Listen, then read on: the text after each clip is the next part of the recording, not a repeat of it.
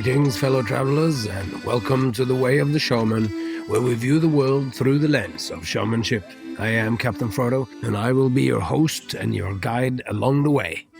And if you haven't done it already, go on to wherever you just started listening to this thing and click 5 stars. It really makes a difference. And subscribe while you're there. Anyway, we're back here now in the second of the conversations that I had with Jay Gilligan in Malmö. And this conversation starts straight into it. As it often is, we are sitting chatting, and then I go, oh gosh, I should remember to turn on the recording so that you can listen in to what it was that we were talking about. Jay is again sitting, rolling up his balls in the hotel room. It was a very nice hotel room, and we pushed the couch up next to the bed, and we're trying to organize ourselves so that we can sit, and he has the whole table filled with all of his stuff, all of his things that he's going to put into the act. And we are talking a little bit about what it was like to share the stage the night before, and issues, and it starts to be a little bit more about the audience and our relationship to the audience. And this was really an extraordinary weekend. That it wasn't a weekend, it was a little bit more than that, but we got to do shows together with Marlon, and it was such a great place. We went on a little drive around town together with Marlon, where she showed us an awesome studio. And if you haven't seen Marlon Nilsson's, where she actually fooled Penn and Teller, just go on YouTube and Google Marlon Nilsson Fool Lost Penn and Teller. And when I put the episodes of Marlon up, you will be able to click on those links, and you can find it, and you can actually see the studio where we went on a little trip to. So and something really nice about being in a, Malmö is still a big city for somebody who comes from Haugesund, Norway, such as me, which is a small city on the west coast of Norway. But to go to Malmö, which is a smaller kind of city, and to receive the audience that Malin had built up over those years that she has been performing there, was just such a pleasure. And both Jay Gilligan and myself just had the best of times. And really, the topic of the folk circus keeps coming up in this setting, where you just feel like the performers in this show here really were present with the audience, that we were sharing it. And the technicians of the Victoria Theatre was also very great. So we had an excellent time, and we got these great conversations out of it, because a lot of the time, there's a different feeling when you're recording remotely. So here we are, and not just like recording, we are busy. He is busy creating the show and conversing while we do it. So this really is peak show life. Here is Jay.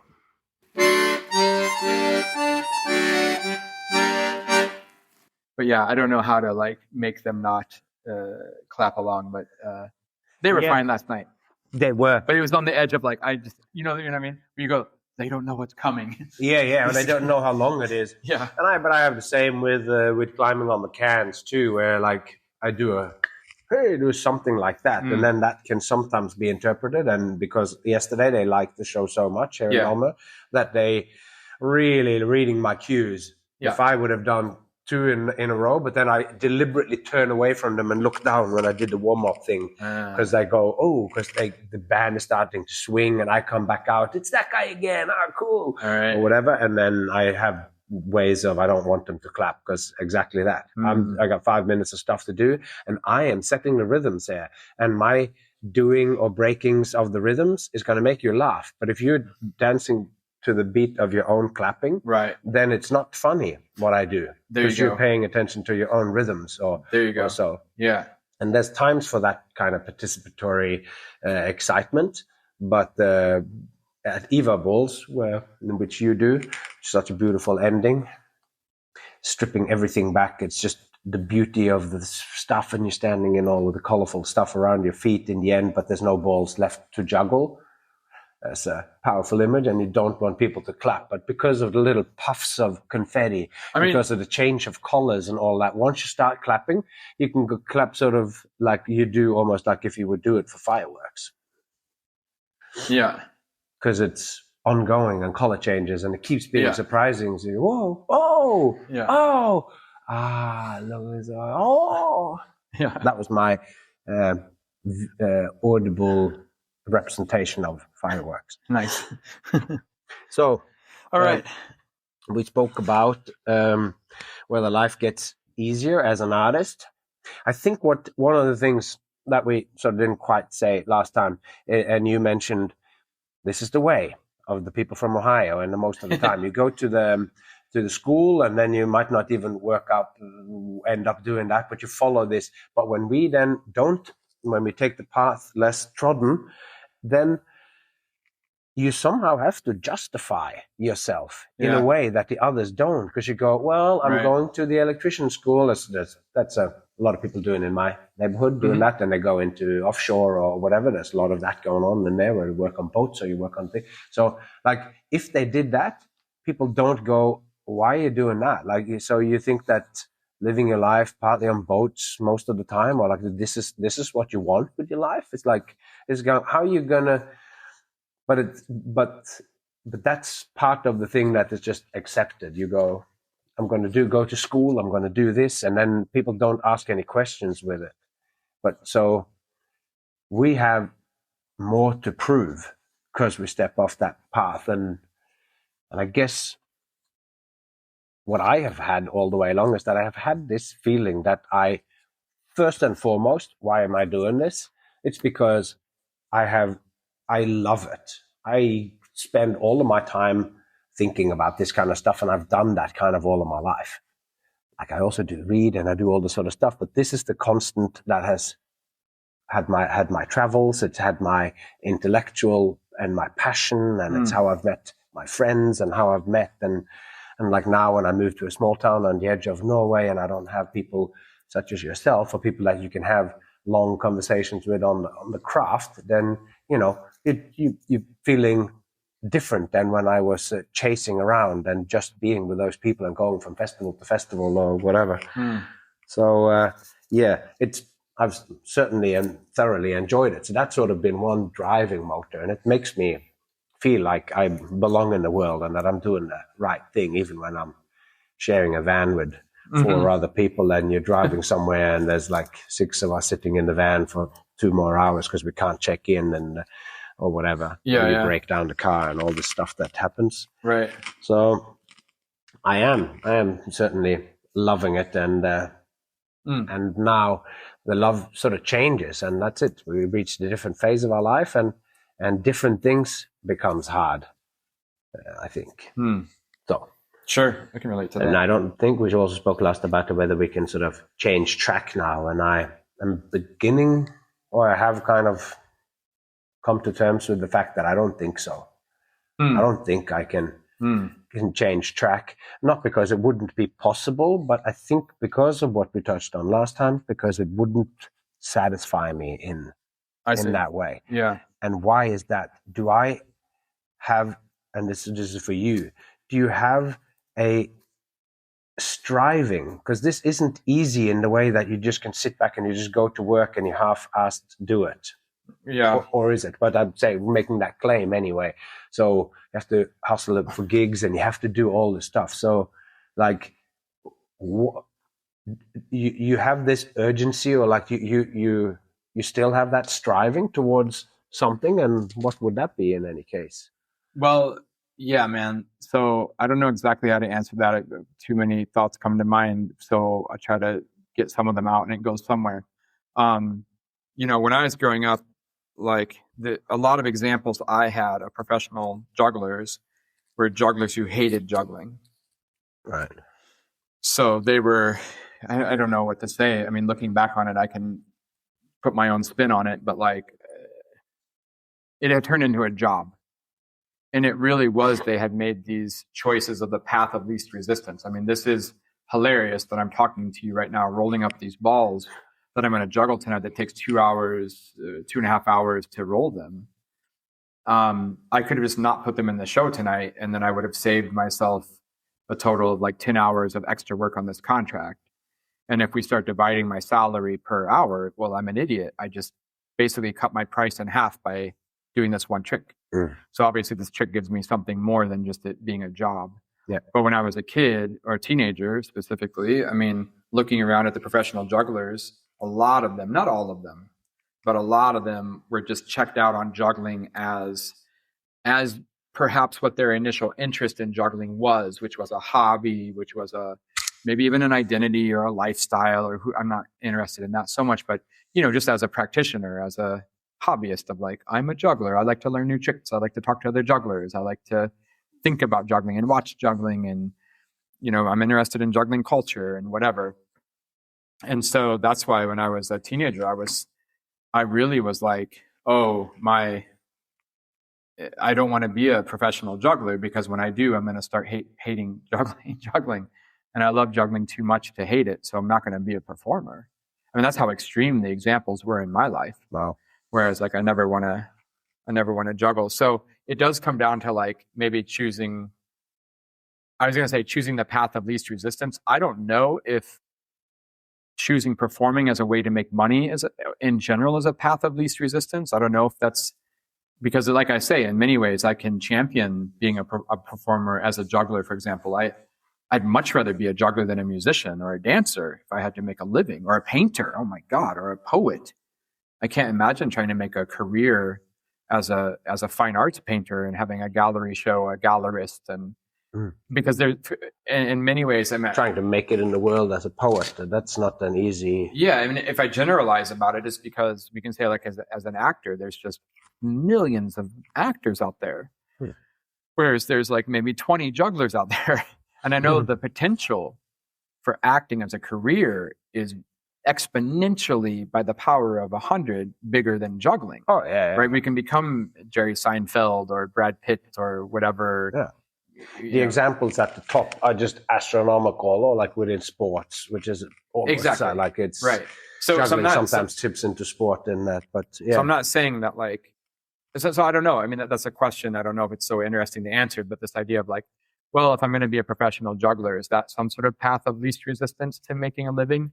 In one way, it is out of the arts or performing arts. Like, it could be ironic. I mean, it doesn't sound like on the surface, right? It sounds ridiculous. Like, oh, you're going to be a juggler? That's a good idea to make money? It's like, well, it's a better idea than being a musician who gets paid like $25 a gig at the local bar, Tuesday night, which I would love to do. I mean, you talked about maybe, do you feel you could change into some other thing now? I could totally change into a musician. Sure. Like since the pandemic, I've gotten hired a few times, handful of times. So I don't know, 10, 15 times. Yeah. To do music all the gigs. Sweet electronic. Yeah. And it's awesome. Yeah. But it's like, really cool. you know how many people are doing that? Besides me, like millions. Yeah, so there are more people who can do that Tuesday night gig, which is what drives the price down. Exactly. Yeah. As well. But when we do, there's not as many gigs, but you do get paid a bit more. So that pays for those days when you are hustling for gigs and creating new material. And what's funny is I was just in Iceland performing juggling, and a producer from a music festival saw me and invited me to perform that night at a music festival. And so I did. And then he said, hey, next year, come back. I want you to do a juggling show as part of the festival. What's your price? And I knew we were going to have that conversation where I said beforehand, I go, hey, just so you know, I'm going to tell you my price, but I work in circus. I don't work in music, because I've had this before. When you tell the music producer how much you get paid as a circus artist, they're going to choke. They're going to laugh you out of the office. Right. Because, I'm going to get 2,000-3,000 euros for a show. Whereas like a musician, like, okay, we'll give you like gas money and like a food voucher for the food truck.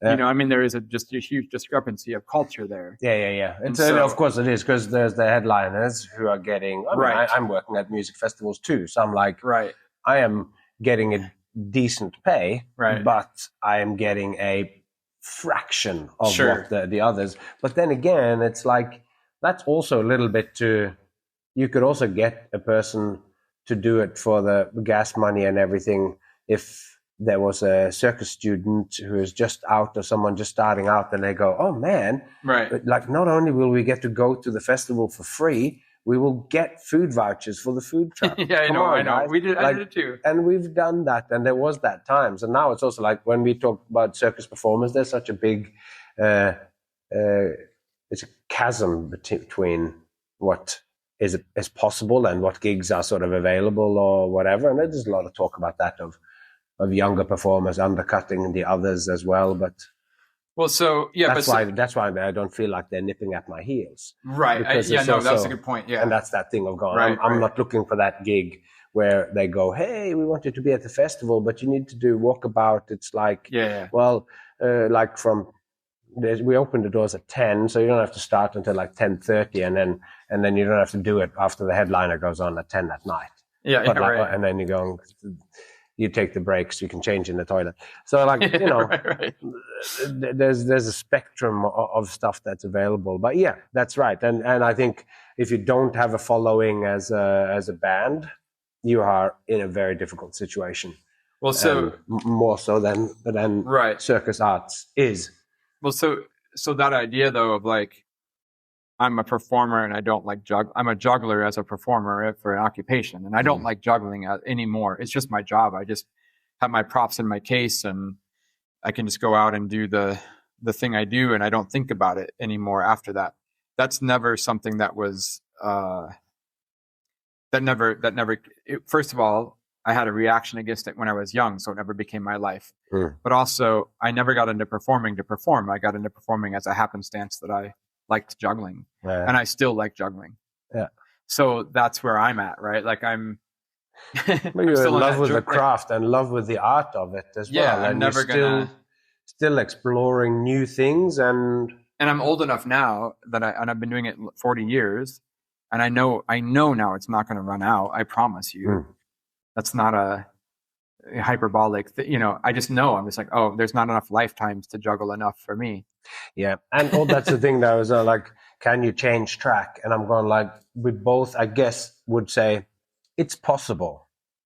I could go and do another job but I do still love this. So the truth of the matter would be that I would do that thing, and then I would still be thinking of these things. I would still be writing. I would still be. That's true. Because this is still my passion. I'm a lifer. I don't think it's going to change. And if I do another job, then that would be because of pandemic reasons, where for some reason it became illegal for me to do my job, which because the conditions of it, having people gathered together in one place, that became illegal. So if that happened, or some fascist dictatorship takes over and the gathering of people, it becomes illegal, whatever. But I would still, that I would still be thinking and doing these things if I did that other job because I needed to because it was the only way to make money. Right. Then I would still be thinking and dreaming of these things and where and what is possible and whatever. And so, do you remember what you asked me then? Why I started that idea about the juggler who hates juggling? Have you got a striving? And it's something that drives you. Yeah, exactly. So that's kind of my answer. Like, it's like even without, it's what you were saying. I love that answer. It's like, I could be something else, but I'm still going to keep thinking about this thing I'm doing now. But I hadn't thought of that, and that's like it came in now as a result of you, like it's a summary of your thought. Because we're so similar on some of those things, and that's the thing. In my room's in the basement where I have my stuff. Right. It's a whole bookshelf full of circus and carnival freak show stuff, and a whole book mainly of magic with juggling in it, and then another double bookshelf of Billy bookshelf of all the general kind of stuff that I'm interested in, and philosophy and religion and biology and all this that there's just fills those. Plus that's just those two rooms where there's the books that Miranda don't want upstairs.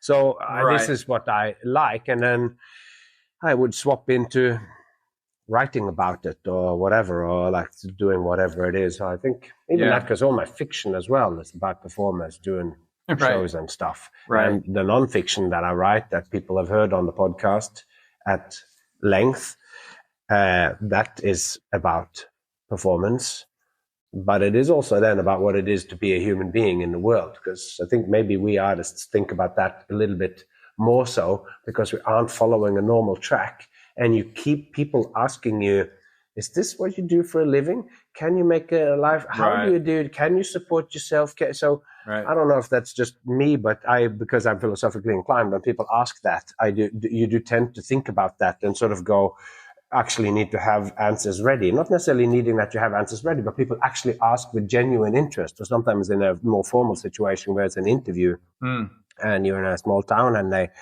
can ask really direct, straight to the core questions. Like, is this what you do for a living? And you sort of go, oh, they're not asking because they're asking because they don't actually understand it. There's such a big discrepancy between what you and me do for a living and what this is the way of Ohio. Right. It's so different that when they look at what we do, they are actually genuinely asking, is this what you do for a living? Going, is this work? In the same way that they asked about Firebird when that came out, or Duchamp's Fountain, that they're going, is this art? We need to have a good conversation now to work out what this means. Because they're looking at it, it's so different from what you thought art was or whatever. Yeah. So, yeah, I mean, the striving comes and, yeah. Well, there's another way to look at the whole question about what we were talking in last episode and this one now even, where you can kind of rephrase the whole thing. And it goes back to Eric Oberry's like myth of the juggling artist, where we're kind of pretending that I'm pretending that I'm an artist working with juggling and that's how I make my living. But the reality is I do a Christmas cabaret and I juggle at a shopping mall potentially, or and then I go do a show in an art gallery. Yeah. But I kind of have this self-identity where I'm whistling in the dark a little bit of like, no, but I'm a juggling artist, Frodo. Like I'm an artist. I work with juggling. That's how I make my living. But if you drill it down to the practicalities of like, how do I actually make the money? A small portion of my income is actually from juggling as an artist. Yeah. Right? So this was what we touched on last time, but one thing that I want to go, so are you making art, or is it about making money versus making art? And is there a difference? And I guess the answer to that, just from what we just said now, is that yes, there is a difference in one way. Like, because in a way we always juggle, but there are certain times, when I watched your show yesterday from Art of Play, then this is something else. There's depth going on here. There's deep emotion, and there's all this interesting stuff that has to do with we are beyond the tricks, at least in what we like. The tricks are needed because that's a skeleton that holds it up, but the flesh and the meat of the thing is based on something else. What that work is, and why you're going back again to do that show again, and why we so there is a difference in those things. And I am now part of why these questions are coming up is because I am needing to do more art in my life, because a vanishingly small portion of what I do as a performer has my art in it. This podcast and what I've written, this is my main artistic output, and I would like that to change. But you hold on now, wait a second. A couple of things, or I don't know, hold on, but like, yeah, also or whatever, where it's like, first of all, the expectation of the art versus entertainment or whatever, that comes from the venue or the audience's expectation, right? So one thing I love about your work is you don't condescend to the audience. You don't talk down to them. You don't take them for granted. That's why I think your acts are genius, because you are not afraid to bring honesty and truth and big ideas to the stage in a quote unquote entertainment setting, even though that's not the expectation. And I don't think you do it either in a pretentious way where you ignore kind of their expectation. Rather, you capitalize on it. You fully say last night in the cabaret, hey, I know why we're here. I know what we're doing. I know what the occasion is. I'm not stupid. Neither are you. Let's have a fun, intelligent conversation in the right way to do the canned speech of like, now I'm the incredible rubber man and what do you want to do in your life? And right. So like, it's more, so just to say that discrepancy between what do I do in each situation can come from inside of us as performers, but it doesn't have to necessarily, right? Like Fully agree. It can come from the situation itself, but the way you approach that TV commercial shoot could be just the same way you approach the art gallery show. And I guess ultimately I do, and I am not saying that what I did last night. You are an artist who work in the field of juggling. It's often most often when I sort of have to describe it, it's that, because you go, there's more stuff going on here than just, no, I'm going to eat the apple. There's more. But with me, it's also, I am an artist working in the field or constriction of entertainment. I am taking the parameters of entertainment that the audience needs to be having a good time all the way through. They need to be able to enjoy the whole experience, and they have the feeling like they're watching circus. And I will be doing tricks and I will be doing stuff, but I will be talking and thinking and sharing deeply human things, because that's the stuff that actually connects us. So that's how you connect deeply to my acts. That's how you connect deeply to me. And that's how I share. I want to have a genuine connection in here. So I am doing art, but it is constrained by it needing to be entertaining. So this is a great segue into the other part of what I was going to say, is that our language starts to fail us and confuse us a little bit, because I think about Anthony Gatto. There was he used to have a forum on the internet. You could write on this forum and chat with him. Actually, it was amazing. And he called himself a circus artist. Oh yeah. I'm a circus artist. Or I think he even could drop the word circus sometimes, because it's also like how we speak. You could say, oh, I'm an artist, right? Yeah. I mean, maybe it's implied he's a circus artist. But there became a whole argument on his forum. Like, am I an artist, or am I, like, what does that mean? What do you mean you're an artist? You just do the same act every night, people were saying. You're just a technician? Or like, exactly, yeah. And he's like, no, but I, for me, every show is totally different. And whatever. What I'm saying is we're getting into these areas of language and intention and intonation and texture and whatever. So what I'm saying is, for you, when you just said to me, I'm doing these things and I feel like maybe I want to start doing some other things. For me, the challenge in that whole conversation is that what we love as a hobby is tangled up in what we love as a profession, is tangled up in what we love as a side interest, is tangled up in what we love. You see what I mean? Yeah. And for me, it's so hard. For me, it gets really confusing in my mind. Where does my personal interest end? Where does my job begin? Where does my job end? Where does my new hobby begin? But it's all one thing. Yeah. Like my son, he sometimes asks me now, Dad, are you working?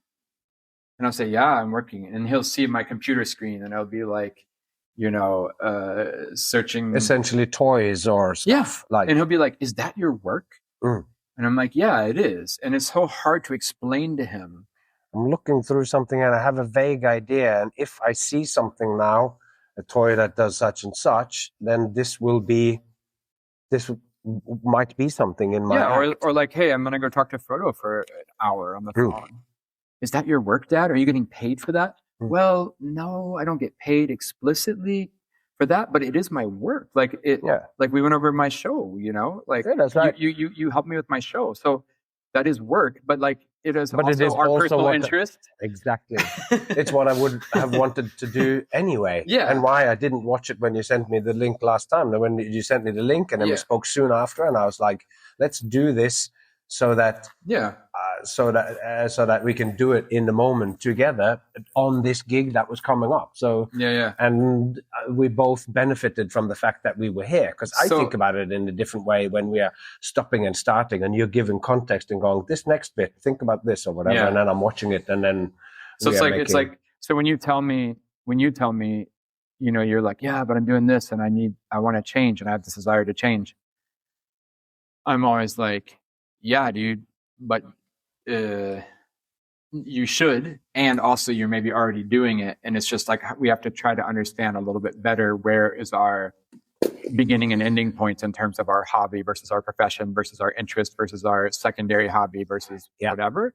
So and can I just finish? Yes, I just finished a little wrap up on that point. Yeah, dude. Which is there was a person who wrote on Facebook while ago in some group, and they were like, "Oh, but I'm finally have an act that's getting booked after 10 years of struggling. I finally have an act with a theme that the market is responding to."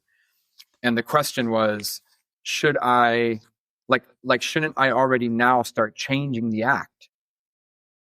Because what I see is two things.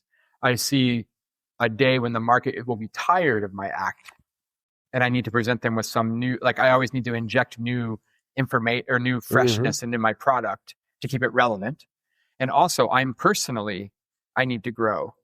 So now that I'm finally getting a bunch of bookings, it just started popping off, I'm really afraid that this is going to typecast me, that I'm only going to be able to do the tennis rackets or whatever. Yeah. And so shouldn't I already now start changing it? And there was there was hundreds of responses to the thing on Facebook. But my response was I'm not saying there's a right or wrong response, right? But I'm like, hey, look, you're getting some commercial success with this product. Ride the wave. Ride the wave until the bookings stop. Mm-hmm. But don't think that you can only be one thing. Mm-hmm. Don't think that you have to just be this act and that's all you can be. Because that was kind of their point. They're like, well, I'm going to be known as the person who eats the big donut or whatever the act was. Yeah.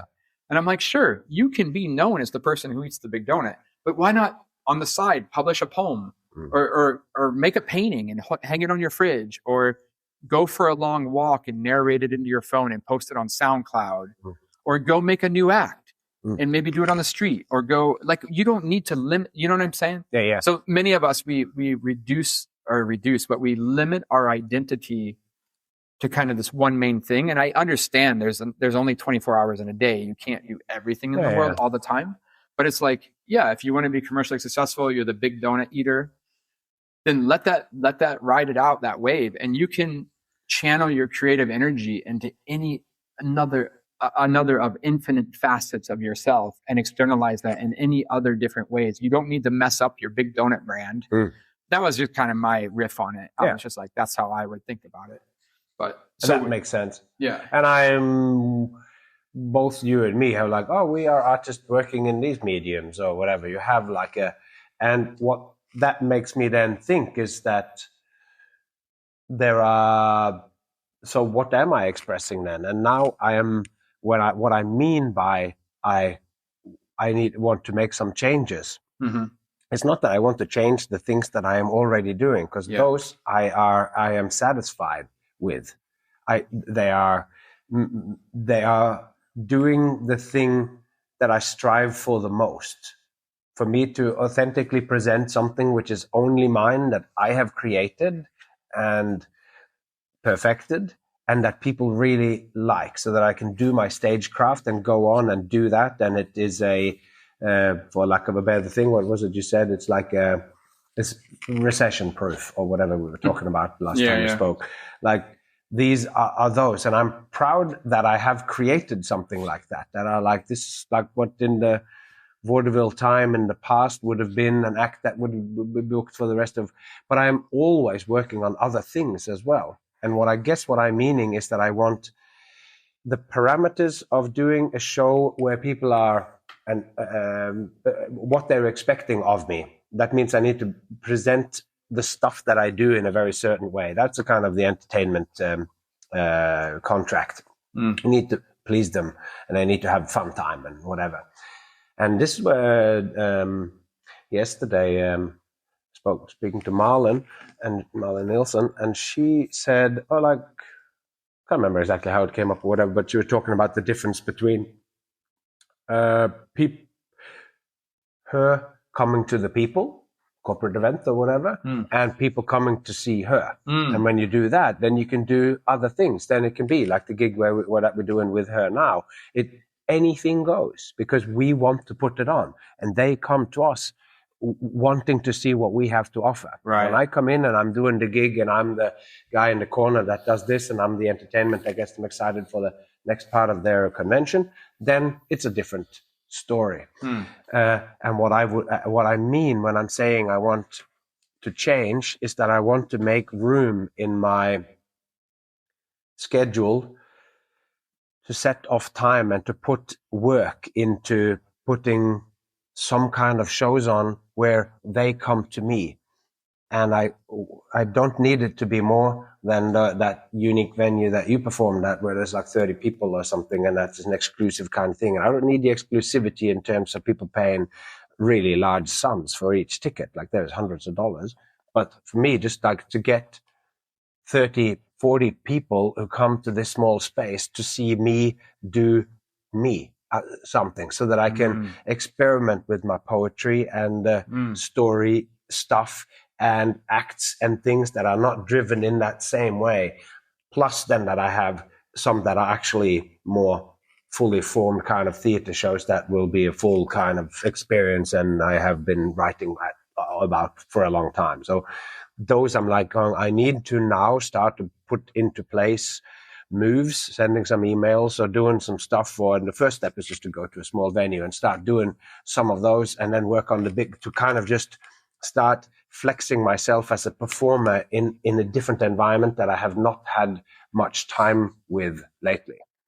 So that's kind of also what I meant in terms of what is our relationship to our hobbies and to our profession, where now we have this expectations on our profession, right? Like we both have heavy ones on our profession. We know the heights artistically we can reach.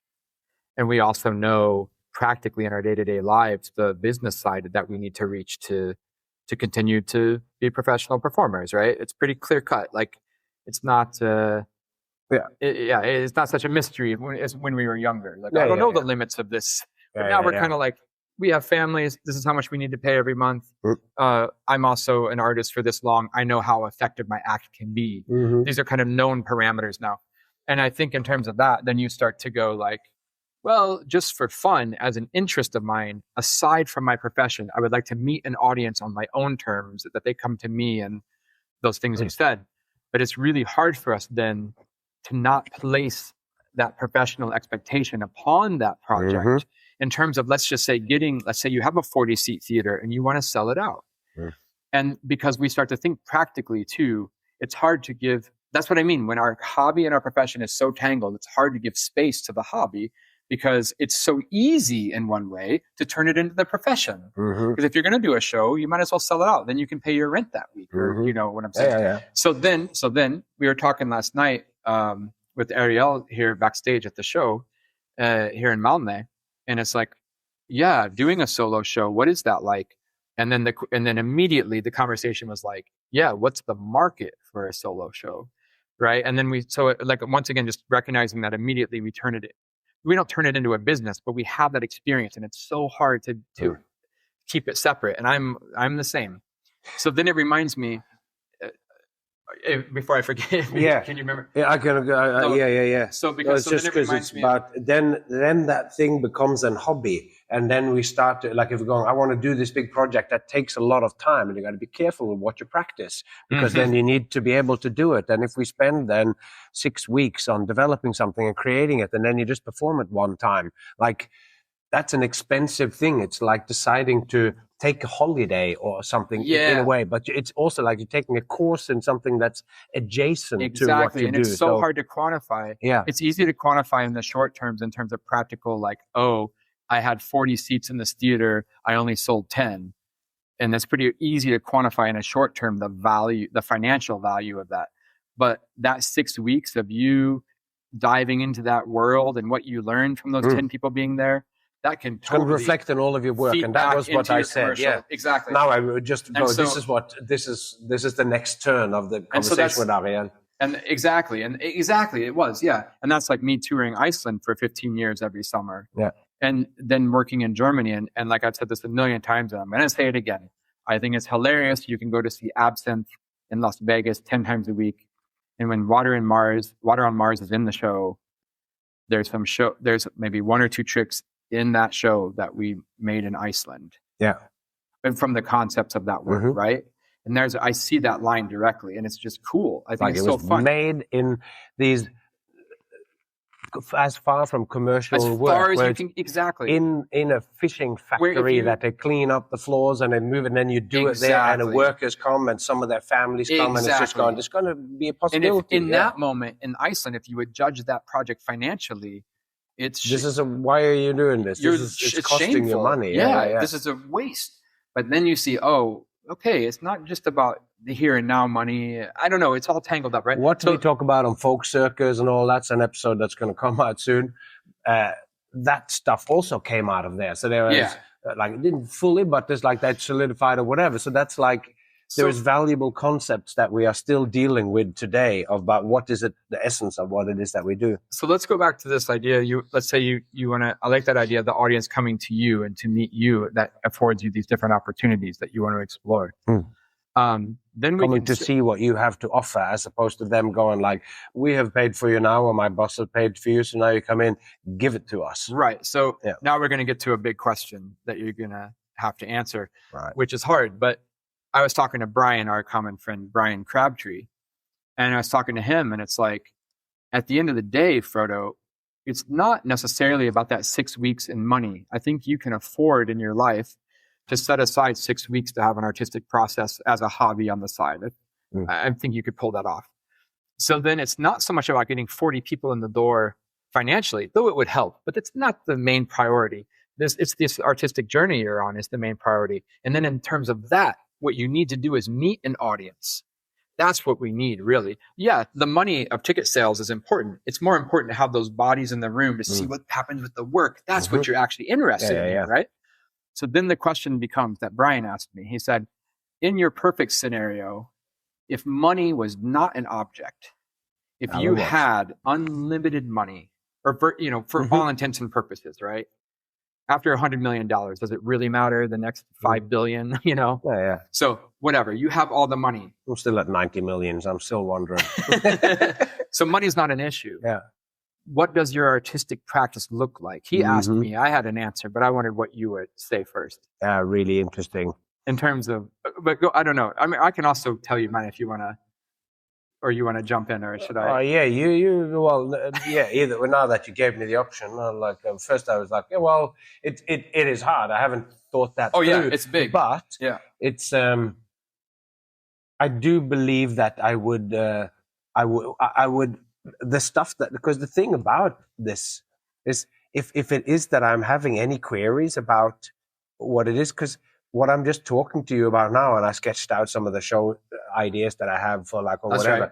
These are I have a line of reasoning or a line of show progressions of what I would like to do with my family stuff. And then I have also got at least one that's just ready to go. And then the one that you and me spoke about. So I have two kind of shows, one based on what I've been doing before, and one that will create a new show about my relationship to my dad and about magic.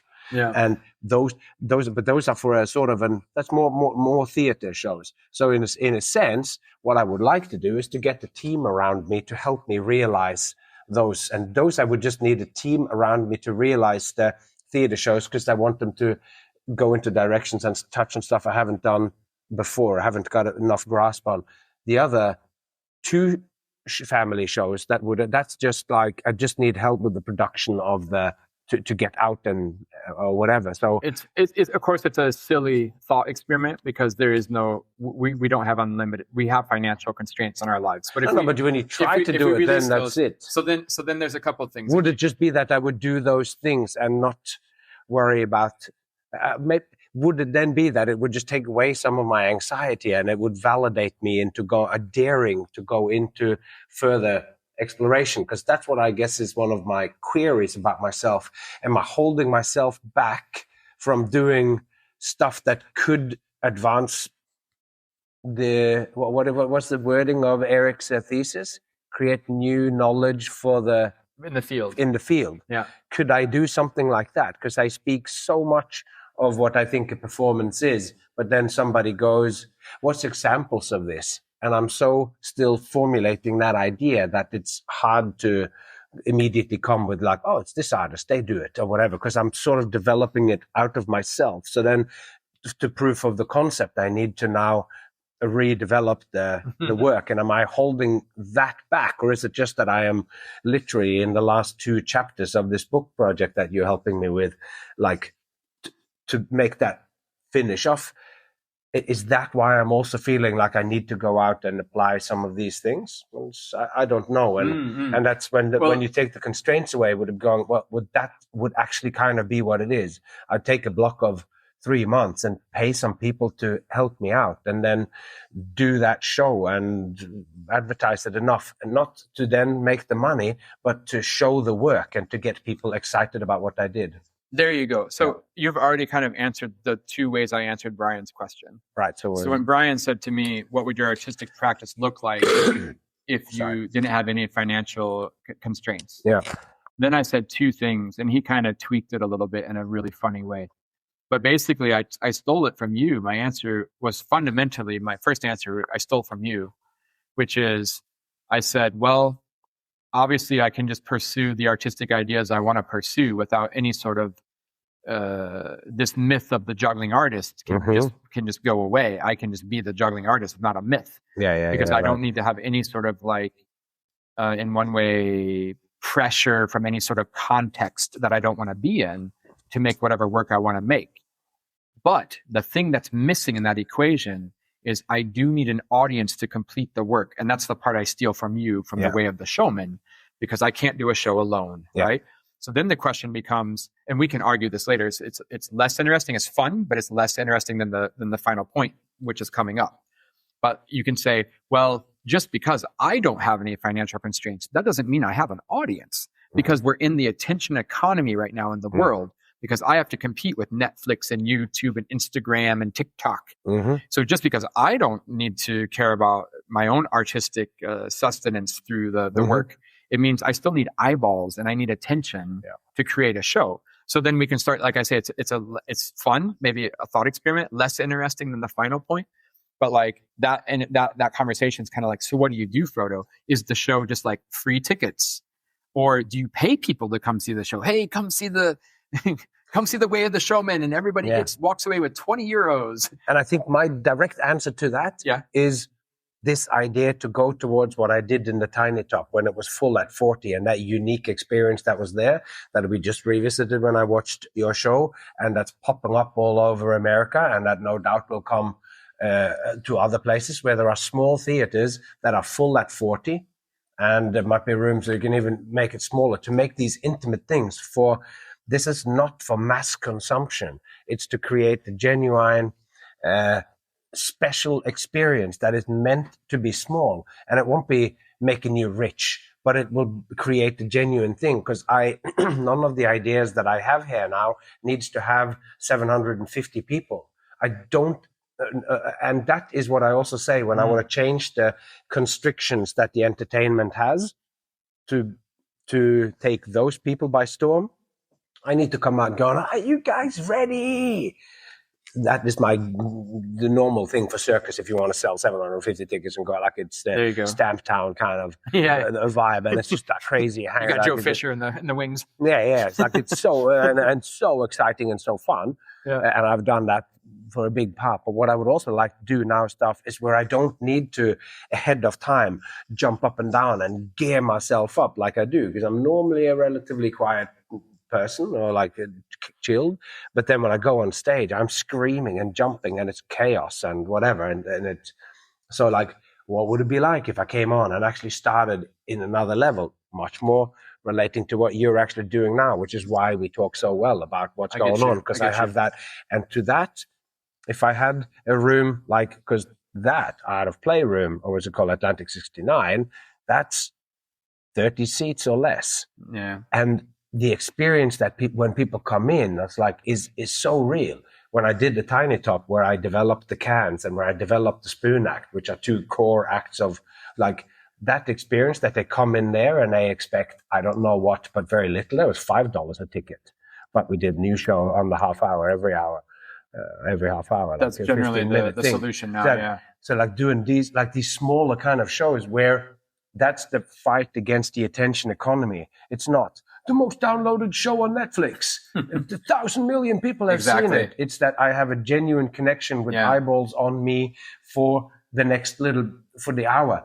And in this hour, we share something here now. We have our phones off, and for this moment, it's just us, and we take one moment, and this is the rebellion against AI and against all of this other stuff. It's just you, and I'm trying to be, as my book is about, as fully human as you possibly can, There you hitting go. them on all these kind of human levels. Right. So that's one half of the answer. Yes, And more you or less. touched already on the other half of the answer, which was my other half of the answer too, which you said, the first thing you said was, I would get a team. Yeah, that's And that's what I said to Brian first. I said, well, I have the problem of reaching an audience, and we can talk about the logistics of that.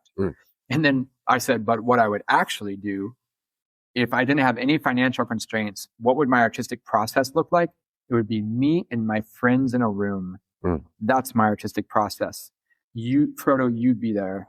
Brian would be there. Eric would be there. Character would be there. Ivar would be there. My team. Eric Longical would be there. I mean, Joe Fisher would be there. Right? Nick DeFat would be there. You know, like that's the dream. Like there would be money to facilitate that, or to create time and space to have that process.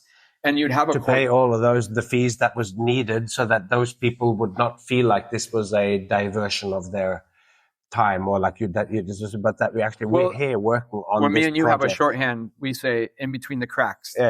So now we have financial constraints, but we try to fit in this utopian idea here in between the cracks, like we're doing literally right now. We're booked on the same gig.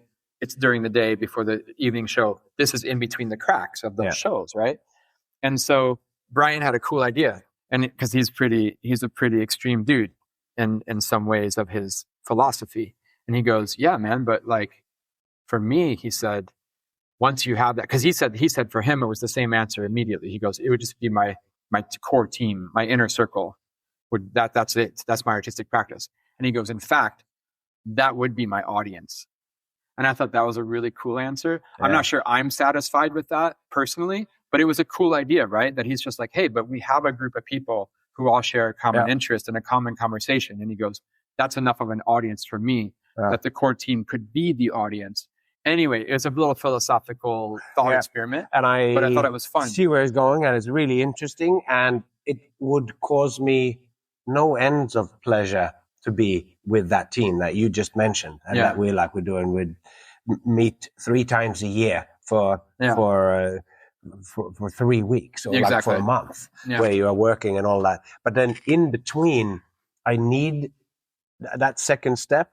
I need this to be seen by real audiences that are not invested in the artistic process of creating it, that just sees it the way that I saw stories about gravity before, and like that, where you just see it for the first time, and I'm like, even more, you see it with fresh eyes, where just this thing comes and exists and it works on you, and it just comes as a whole. You see the whole thing in for as a first viewer. I hear you, but continuing the fantasy, that's fun, what you just said.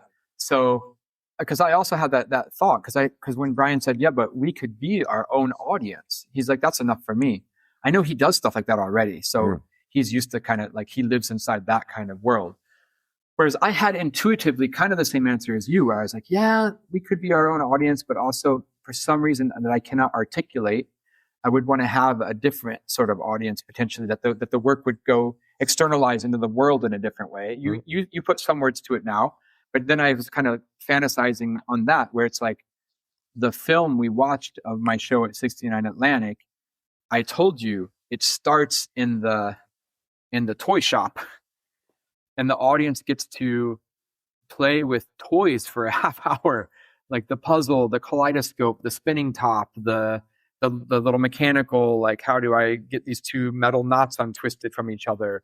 And they do this for 30 minutes before they come see a juggling show. So they're curious about the world, and they're exploring tactile physical objects with their hands. It's like you can't be better primed to go watch this juggling show.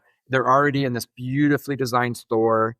They're already being served, really great wine. I don't know wine, but like great wine, Frodo. Imagine great wine. Yeah, great normal wine. It's like normal wine, but extra plus. Yeah, and then they go through a secret entrance to the theater. So that's already, like, you see what I mean? Like, they're being primed.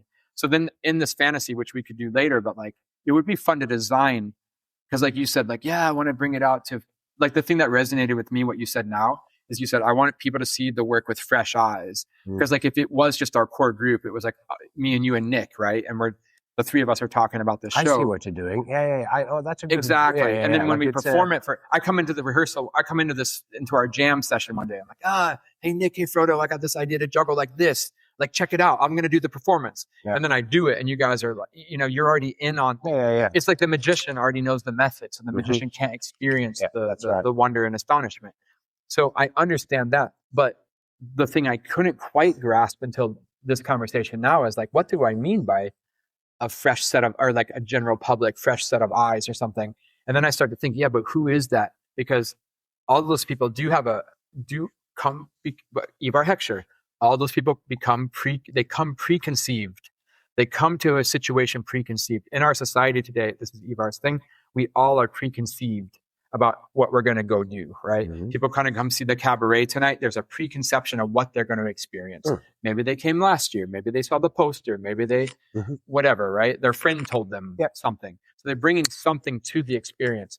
And it would be fun then if you are in this fantasy of like unlimited financial ability or whatever, like how can you prime that audience? How can you preconceive them in the best of ways? And I think, for example, the example I said with 69 Atlantic and Art of Play is like just crazy, amazing, not even a fantasy. It's real. Yeah. I could never have thought of that. But now that we are in that fantasy, it would be fun at some point to do that. Okay, who is going to watch your show, Frodo? What did they do that day? Then, exactly. What did they do the day before? I know this other guy, Casey Bunkers, or that's his creation anyway, Clay Hillman.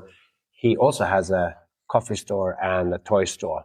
And I don't think he specifically has one, but then it makes me go, that now doing the show there somehow in conjunction with that, like he does that, and then you walk across the street in his little town, and then you go into another, and like then there's like, this is something that catches my interest and whatever. But then what is missing from his from Brian's equation is that I do love the audience.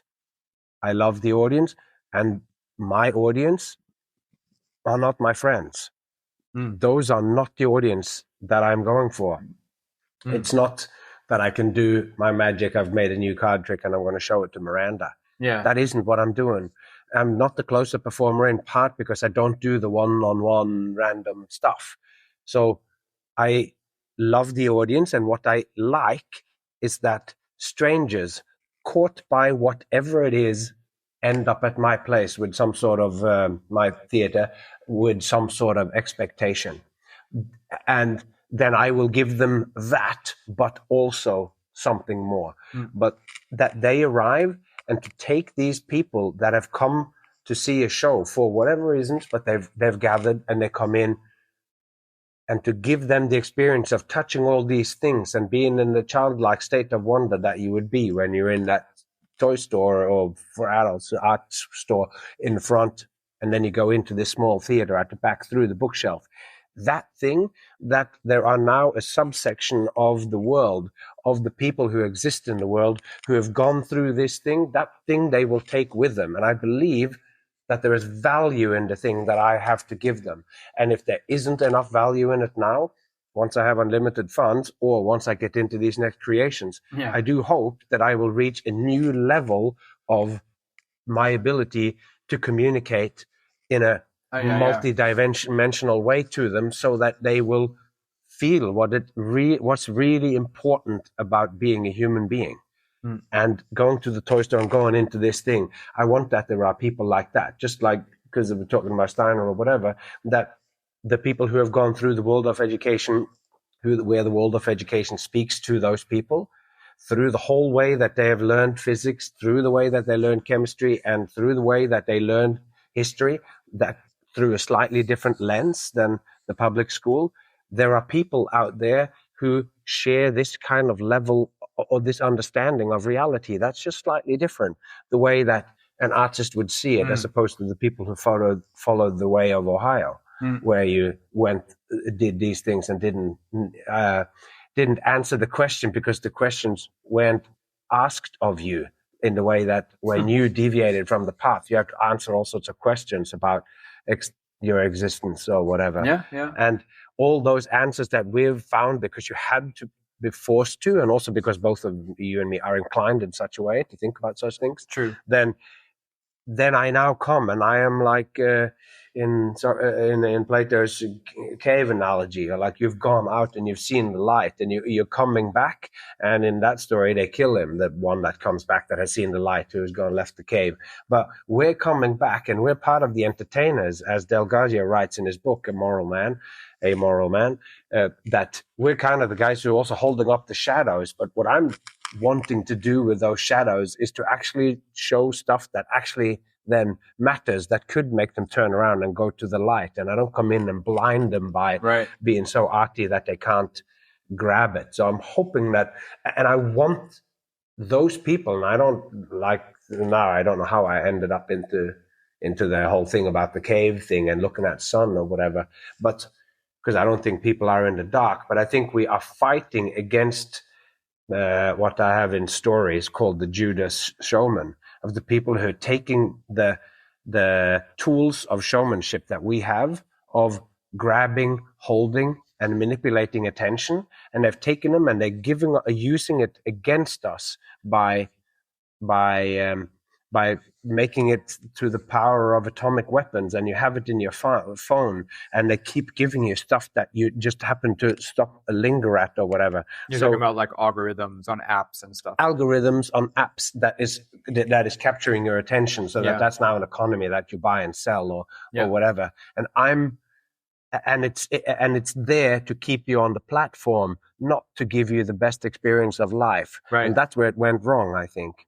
The fact that it's you just want eyeballs on your phone, on your app for as much as possible, which is why there's anger, there's sex, and there's inappropriate, like all this sort of stuff that comes up in it to capture you. Clickbait, all the stuff that I'm also drawn to those things.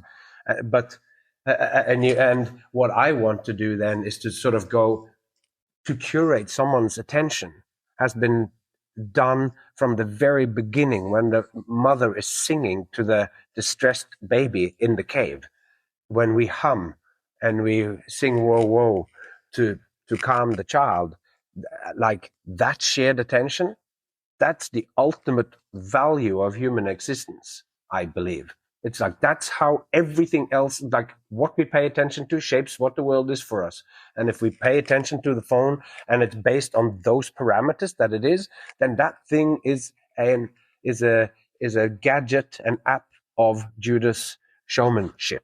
It is using all those tools against you with flashing collars and it's like, oh, we're losing them, send out the dancing girls, and the topless girls goes across the stage and then someone comes on again and it's like, oh, and by the way, buy the stuff.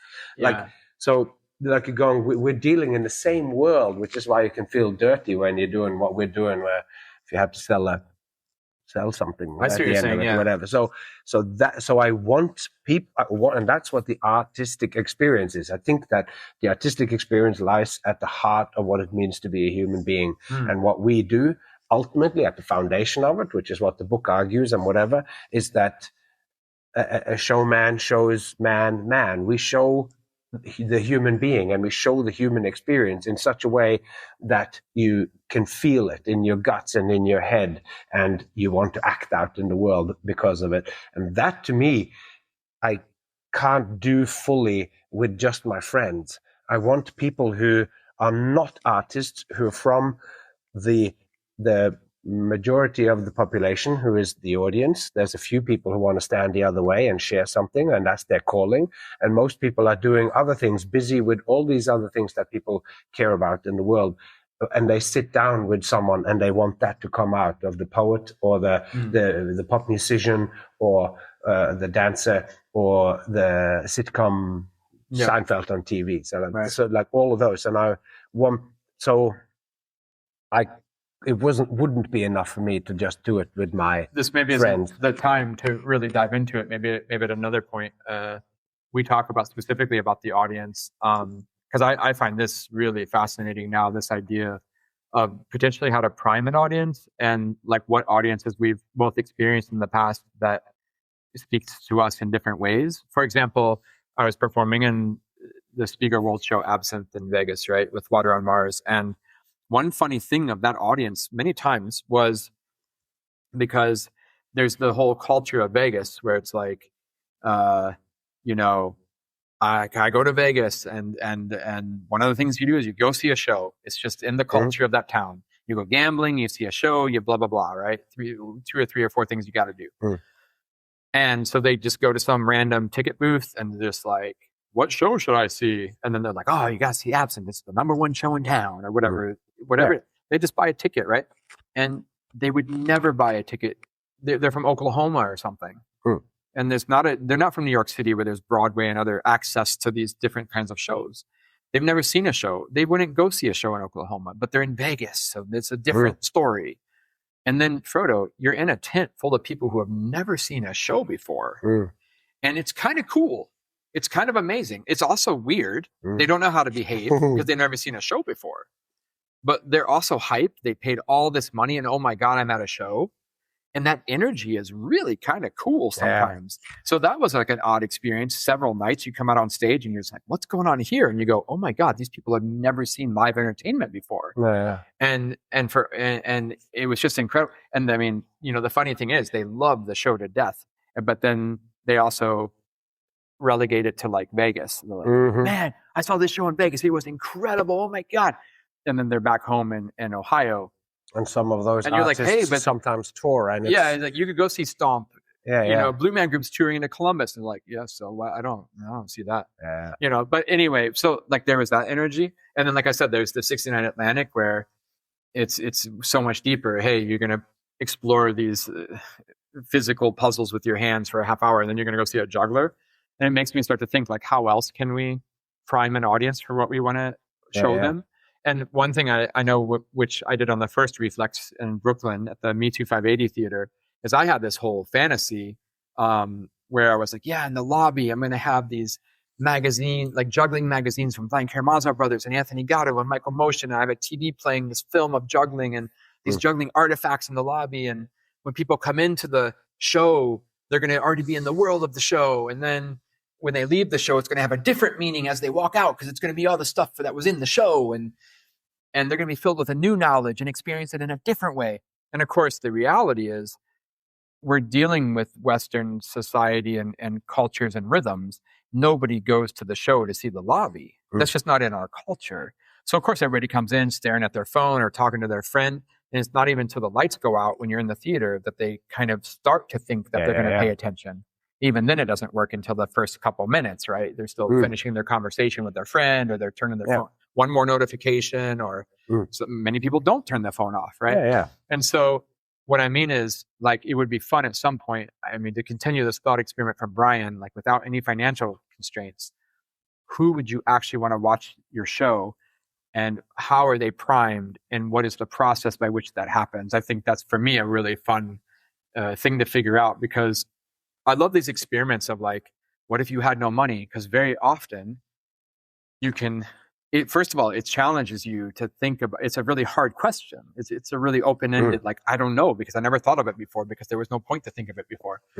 And often then you feel like, I feel I'm going to come up with some ridiculous answer that's not possible. And then you start to think about it and you go, well, actually, I mean, I don't have unlimited money, but I could still do these few aspects of that. And it really pays off, right? So, but this is because what would you do if money is no object is the quote or the name of the thing from Alan Watts. Okay.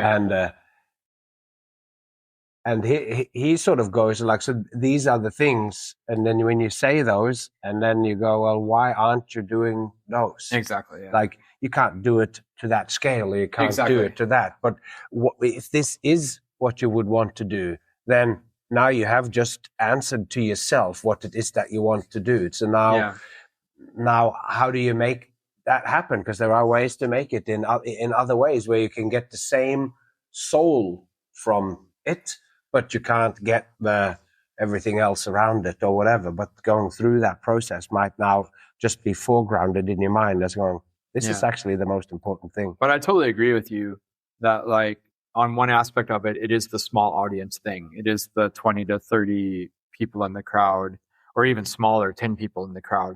And usually those don't happen in the real world because number one, financial constraints, which like 69 Atlantic solves by selling really expensive tickets to fund the experience. That makes sense, you know. Yeah.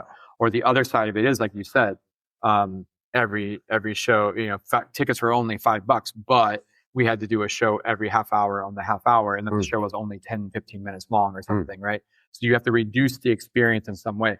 If you did have unlimited funds, then yeah, I think that would be the jam. You just start this theater where it's like, you know, you take 15 people, 20 people at a time, whatever you. And maybe it's also like what I'm thinking about those numbers or those things too. It's that I also want the restriction on this to be able to do it in my hometown, so that it's not, so I can set off some time to work on it and be at home when I'm working on that. I'm working on my own way of doing this show for a small number of people and get it in a place where there will be almost no overhead, so that it won't lose you any money, and that doing this exploration, then that's another. So that's also why I'm happy with it being less or whatever. But what that would mean is that it has yet to be really that I put the effort into these things and that it doesn't generate something new for me. Like that is that ultimately will be a new possibility. And the key thing just came through today when we were talking just before. I started during late August last year, did the first show with my wife and daughter.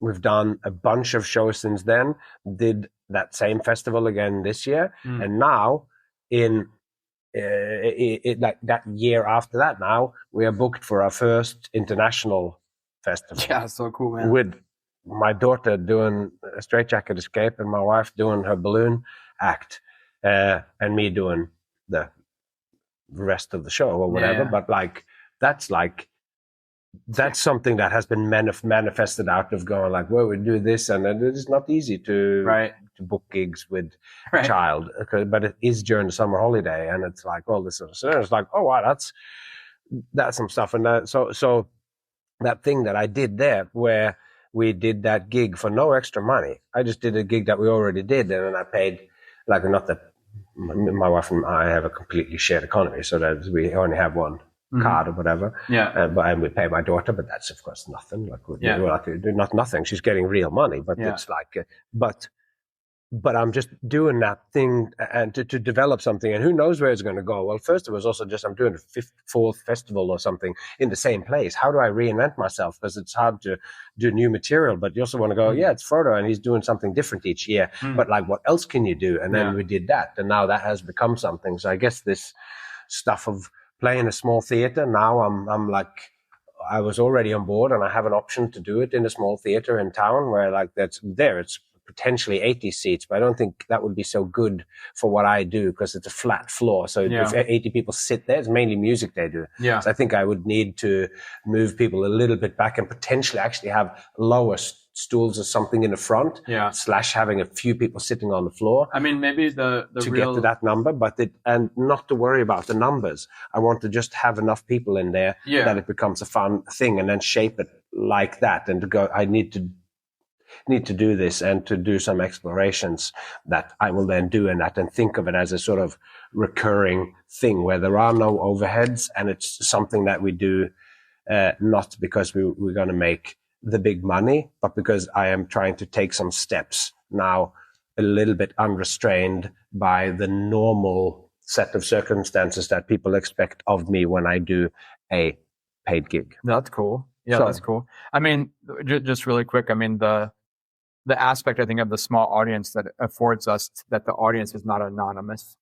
Because after a certain size, I mean, it's just a group. What is it? 100 people, 5,000 people? I mean, I played. No, but even where we did it last night, it's only 200 people, but it's dark and you can't. I didn't know that. Particularly light in the face. I did not know it's like the way that the light setup is there. It's the often kind of thing that you really have a select group of, I don't know how many, because it's tables. I can see most of those in the beginning, but the balcony, much harder to see than at the 100% at the Mad Apple in Las Vegas.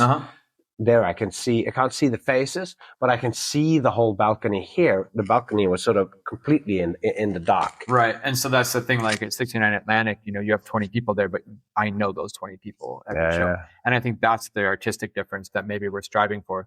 Maybe not necessarily, like if you could find a way to do it with 500 people, then do it. I don't see the logistical way of doing it. But the valuable thing isn't small numbers. The valuable thing is the audience is not anonymous. Yeah. And I think that's cool. And that's ties in with that thing, because I think that you could probably push that up to it, like that room of the theater with 80 to 100 people. I think when the situation is set up right, and when that becomes a priority, then I will also learn what is the lighting. So I might bring specific things, or you do stuff so that that they come in, and even if it starts with a little bit of dark on them, like it sneaks up over the 8 to 10 minutes of the show where they are like in the light. They don't feel, but it's like, and I am here with you. Exactly. And like there's parts of your show where you walk out amongst them. Yeah. Do something like that where you are out there and have maybe so. Yeah. Anyway, we actually need to go to. I have to go do a show though. Yeah, I have to go and do a show. Oh, as okay. well. Okay. Well, I'm doing gonna it go in town here now. I'm gonna go do a show. Let's go and face the other way together. Okay. Thanks, Frodo. All right. Epic. What a pleasure. And let's pick it up and talk about the audience more. Okay. This is interesting. All right. So why not to go, now that the episode is almost done, click onto where you downloaded this episode, onto the pod feed or Spotify, or and look into the show notes. And down the bottom of that, you will find links to the awesome merch from The Way of the Showman. Get yourself a sweet hat, get yourself a t-shirt, get yourself a hoodie, because it was cold when we recorded this, and where I am at the moment, it's not so cold, but it's still, when you go inside one of the casinos in Las Vegas, you might need a hoodie, because such is the way over here that it's too hot outside, and sometimes, quite frequently, too cold inside. You could have an excellent Way of the Showman hoodie to keep you warm and snug. But be that as it may, I'm not just here to sell you stuff. The main thing and only reason why we're doing this is for the conversations and for the deepening of our understanding of the craft. So it is my absolute pleasure to be giving this to you absolutely free of charge. But if you do have it in you, click subscribe on the podcast so it comes down every second week when it comes down in your podcast. Really makes a big difference to me. But enough about all that. And until next time, take care of yourself and those you love. And I hope to see you along the way.